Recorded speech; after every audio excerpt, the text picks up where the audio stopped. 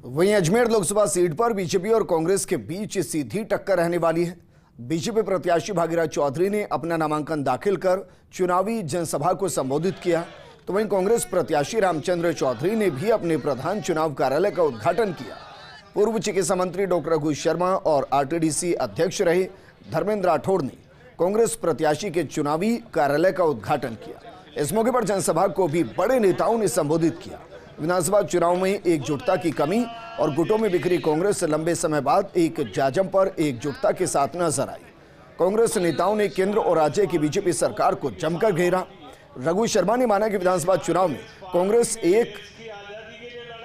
एकजुटता के साथ चुनाव नहीं लड़ दी, जिसके कारण हार का सामना करना पड़ा।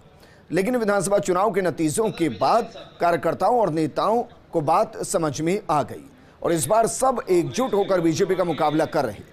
रघु शर्मा ने कहा कि कांग्रेस जब एकजुट होकर चुनाव लड़ी है, उसे कोई हरा नहीं सका।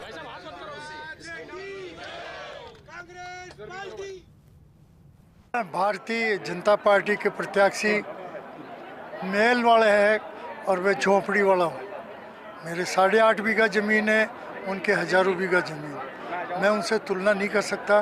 काम के मामले में मेरे काम जो है तारागढ़ से भी ऊंचाई के हैं, उनके जो है ज़मीन के भी पूरी नहीं हो रहे काम। मैं ये कहता हूँ भाजपा की नीतियों के बारे में America, United states of America ने आलोचना की कि प्रजातंत्र को ख़त्म मत करो इन हरकतों से।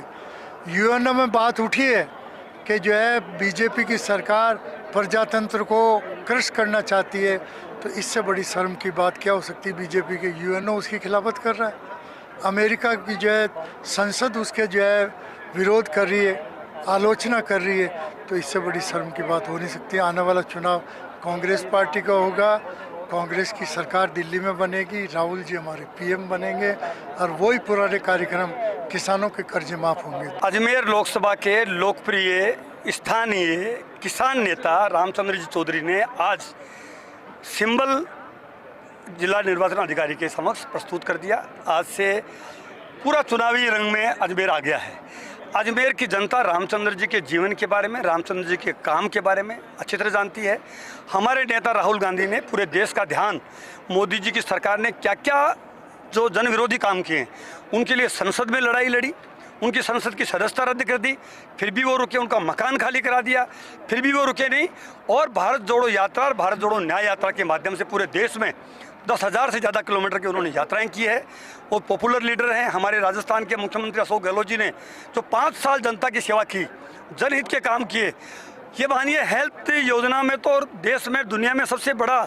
अब ऐसे में इसमें आप विक्टोरिया में जाइए, अब क्या हालत है। हमारे समय जो बीमा था, हमारे समय जो हेल्थ की योजना थी, अजमेर जिले का विकास जो रघु शर्मा जब स्वास्थ्य मंत्री थे तो यहाँ मेडिकल कॉलेज बनाई उन्होंने। वहाँ जितने भी अस्पताल मतलब बने वो रघु शर्मा जी के टाइम में। गाँव नहाने में जो पीएचसी बनी वो रघु शर्मा जी ने बनाई।